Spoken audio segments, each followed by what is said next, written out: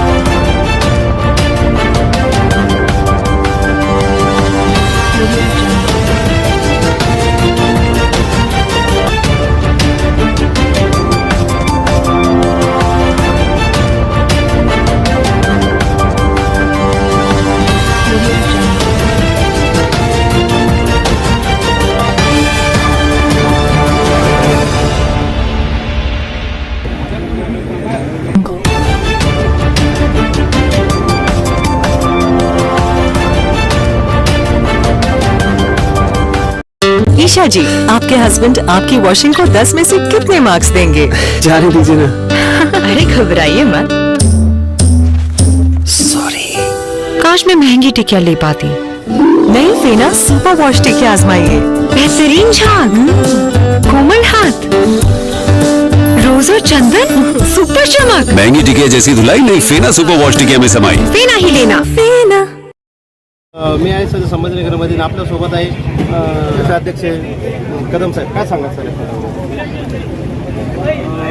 आज लोकसभा निवडणुकीची रणधुमाळी महाराष्ट्रामध्ये आणि देशामध्ये सुरू झालेली आहे आणि या संभाजीनगरचं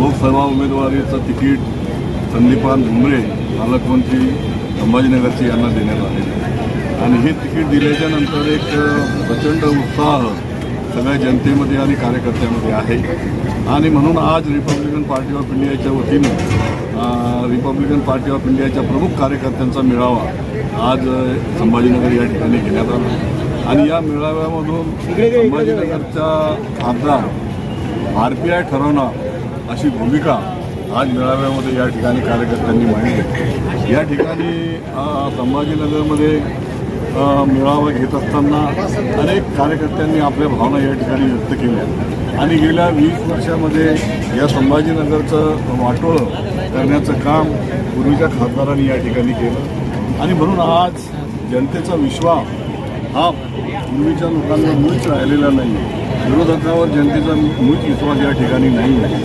मागील 5 वर्षामध्ये देखील या औरंगाबाद शहरामध्ये जनतेने करून एक चूक झाली आणि एक चुकीचा खासदार मागच्या 5 वर्षामध्ये या ठिकाणी निवडण्यात आला आणि या चुकीच्या खासदारामुळे जनतेने पश्चाताप या ठिकाणी केला की आपण जे मत दिलं हे आपलं मत वाया गेलं, आपल्या मताचा काही उपयोग या ठिकाणी झाला नाही। कारण बाबासाहेब आंबेडकरांनी या देशाची घटना दिली आणि या घटनेच्या माध्यमातून बाबासाहेब आंबेडकरांनी 1 वोट 1 व्हॅल्यू हे जे सांगितलं म्हणजे या मताचं महत्त्व किती मोठं आहे हे बाबासाहेब आंबेडकरांनी देखील या ठिकाणी सांगितलं। म्हणून आम्ही मेळाव्यामधून आज कार्यकर्त्यांना हे आवाहन केलेलं आहे की आपलं मत हे अत्यंत महत्त्वाचं मत आहे आणि हे मत वाया जाणार नाही म्हणून घराघरात जाऊन गावागावात जाऊन रिपब्लिकन पार्टी ऑफ इंडियाच्या कार्यकर्त्यांनी संदीपान भुमरे यांचा प्रचार करायचा आहे आणि संदीपान भुमरेलाच आपलं मत देण्याचा ठराव देखील या मेळाव्यामध्ये या ठिकाणी करण्यात आला। कहने से नहीं साबित करने से होता है, दिलों में और लैब में। लैब टेस्ट में दाग मिटाने और चमकती सफेदी में फेना सुपर वॉश इज नंबर 1। फेना की खुशबू मुझे ज्यादा पसंद है। क्वालिटी में मैंने फेना को बेहतर पाया। कंज्यूमर रिसर्च में 80% ने दिल से फेना को नंबर 1 पाया है, इसलिए फेना ही लेना।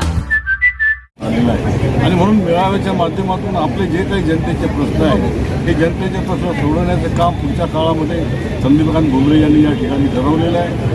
कारण इंदिरा आवास योजना असेल, त्याच्यानंतर घरकुल योजना असेल, अनेक योजना ज्या महाराष्ट्र शासनाच्या आहेत त्या योजनांच्या माध्यमातून पंतप्रधान आवास योजनेच्या माध्यमातून प्रत्येकाला घर देण्याचं काम, प्रत्येकाला निवारा देण्याचं काम या ठिकाणी संदीपान भुमरे पाटलांनी या ठिकाणी जाहीर केलेलं आहे आणि म्हणून रिपब्लिकन पार्टी ऑफ इंडियाच्या कार्यकर्त्यांनी जास्तीत जास्त गावात जाऊन, शहरात वाडावाडात जाऊन रिपब्लिकन पार्टी ऑफ इंडियाच्या वतीनं संदीपान भुमरे यांना प्रचंड मताने विजयी करण्याचं आवाहन या मेळाव्यामध्ये करण्यात आलेलं आहे। तसेच उद्या सकाळी 9:30 वाजता संदीपान भुमरे यांची रॅली क्रांती चौकातून निघणार आहे आणि त्या रॅलीचा समारोप गुलवंडी या ठिकाणी होणार आहे आणि म्हणून उद्या प्रचंड रॅलीच्या माध्यमातून संदीपान पाटील भुमरे हे महायुतीचे उमेदवार आपला उमेदवारी अर्ज दाखल करणार आहे आणि या उमेदवारी अर्ज दाखल करण्यासाठी महाराष्ट्र राज्याचे मुख्यमंत्री एकनाथ शिंदे, उपमुख्यमंत्री देवेंद्र फडणवीस हे देखील या ठिकाणी येणार आहे.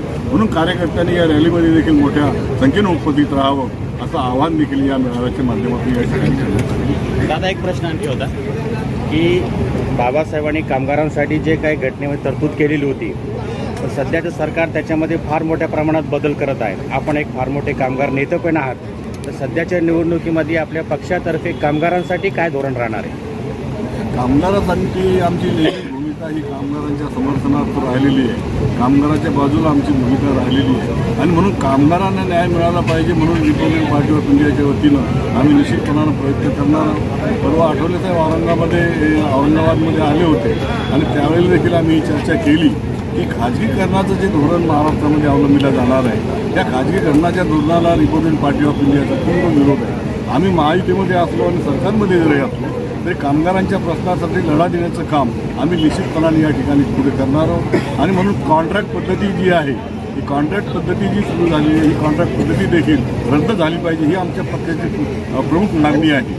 आणि म्हणून कामगारांना सेवेत कायम करण्यासाठी रिपब्लिकन पक्ष पुढच्या काळात निश्चितपणानं धोरण ठरवणार आहे आणि कामगारांसाठी लढवण्याचं काम आणि त्यांना न्याय मिळवून देण्याचं काम पुढच्या काळात आठवले साहेबांच्या नेतृत्वाखाली रिपब्लिकन पक्ष करेल. आपल्या परिसरातील ताज्या घडामोडी पाहण्यासाठी पाहत राहा सुपर महाराष्ट्र न्यूज चॅनल.